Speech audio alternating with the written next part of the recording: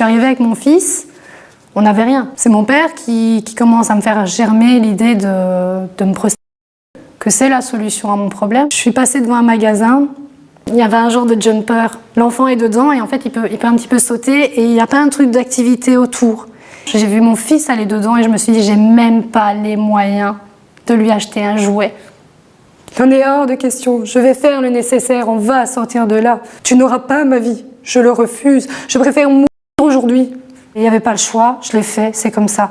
Mes parents, c'était pas des gens qui auraient dû avoir des enfants. C'est des personnes qui étaient totalement brisées et on a payé les conséquences, enfin en tout cas moi. Particulièrement ma maman, parce qu'elle ne me voulait pas. Elle m'a toujours dit, t'as jamais été une enfant désirée, t'es une erreur. C'est la pire chose que j'ai pu faire de ma vie. Si t'étais pas née, ma vie aurait été beaucoup plus facile. Tu peux mourir demain, on s'en fout.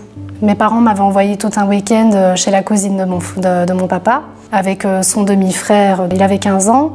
La première nuit, il s'est juste glissé dans mon lit, juste essayé de me toucher et tout ça. Il a mis sa main sur ma bouche et m'a chuchoté dans l'oreille. Si tu bouges, si tu cries, je prends ta sœur, je la jette des escaliers. Je n'avais que 7 ans. Mais j'ai compris tout de suite, que si il prenait ce bébé et qu'il me lançait dans les escaliers, elle était morte. Donc je me suis laissée faire. Je me souviens que mon frère dormait juste dans la pièce à côté, il y avait la porte un petit peu entrouverte. On s'est vraiment regardé et il a refermé la porte. La deuxième nuit, ça a été beaucoup plus avancé. Je me souviens de la barre en métal. Vous voyez les barres en métal comme ça qu'il y a dans les pièces garde-robe et tout ça, on va dire qu'il s'amusait avec ça sur moi. Je me souviens, je me mordillais la lèvre tellement que le lendemain, ils ont dû nous déposer chez mes parents. Je me suis mise à pleurer, je ne comprenais pas du tout ce qui s'était passé. Je me souviens juste de mon père qui me dit, elle faisait combien de centimètres? Elle était comment? Ça t'a fait quoi? Après ma mère, je me souviens qu'elle m'a emmenée dans la salle de bain. Et effectivement, j'avais des marques un petit peu partout, des bleus, des ecchymoses.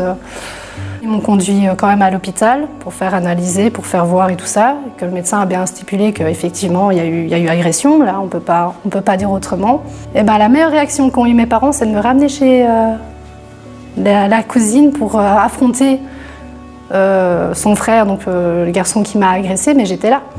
Mon père a fait genre qu'il voulait le taper ou quoi, et je me souviens que j'ai pris sa main et je lui ai dit, papa, je veux pas que tu ailles en prison. C'était juste horrible, et dans la famille de mon père, tout le monde a tenu avec la famille. Ils ont dit qu'il fallait nettoyer le mauvais linge en famille parce qu'évidemment, vu qu'il y a eu une analyse chez le médecin et tout, ils ont dû aller porter plainte. Ce qui malheureusement n'a abouti à rien, il a juste dû aller voir un psychologue. J'avais arrêté de manger, j'avais plus du tout aucune joie de vivre, j'avais plus envie de rien. Et en plus voir toute ma famille, parce qu'on vivait vraiment à 2 rues, je voyais toute ma famille passer devant la maison, personne qui vient prendre de mes nouvelles, on s'en fiche. Je l'ai très très mal vécu. Et de là, mes parents ont décidé de déménager. Mais moi, j'avais mes habitudes, j'avais mes copains à l'école, j'avais toujours vécu par là. Ça a été le début de la fin pour moi. Ils m'ont fait payer le fait que j'aie parlé. Ça aurait été à refaire, je ne l'aurais peut-être même pas dit. Tout ce que je faisais, c'était écrire. J'ai toujours écrit, dans un journal ou quoi, pour vraiment savoir vider. Et un petit peu plus tard, j'ai appris qu'il y avait un numéro, c'était le 103 pour écoute enfant. Et je téléphonais souvent à ce numéro-là pour me confier sur tout ce qui se passait. Et vu que c'était anonyme et qu'on ne pouvait pas venir réprimander mes parents, c'était le bon plan. Avec mon grand frère, on n'avait que 2 ans de différence. Il n'a vraiment pas accepté ce qui s'était passé, le fait qu'on casse l'entente avec nos grands-parents, avec la famille. Et il m'en a vraiment porté responsable. Donc lui a commencé à être violent envers moi. Ma mère, c'était du genre, si mon frère me foutait à terre et que j'étais en pleurs, ça le félicitait. Et moi, elle me regardait et elle me disait, tu vois, t'es qu'une pauvre mère quand même. Tu ne sais faire que pleurer, t'es vraiment bonne qu'à ça. J'avais le droit de rien dire, je me sentais pas chez moi. J'étais pas chez moi dans cette maison. Plus le temps passait, plus je faisais de mon mieux pour être le moins souvent à la maison. À 12 ans, j'ai demandé pour être en internat. Le plus douloureux, c'est que ils te font du mal, ils te font sentir super mal, mais vu que c'est tes parents et que tu as ça comme repère, tu n'as que ça comme repère d'amour et de protection, et tu y retournes à chaque fois. J'étais soulagée de partir parce que j'avais passé un week-end encore à me prendre des éclats, des insultes, j'en pouvais plus. Moitié de semaine, il commençait vraiment à me manquer, j'avais vraiment qu'une envie, c'est de rentrer à la maison. Une fois que j'étais dans la voiture et qu'on arrivait dans 10-15 minutes chez moi, la boule remontait et là, j'étais plus du tout contente d'être rentrée à la maison. C'était comme ça tout le temps. J'ai commencé l'automutilation à 12 ans, je m'en rappelle très bien parce que c'était quand j'étais à l'internat.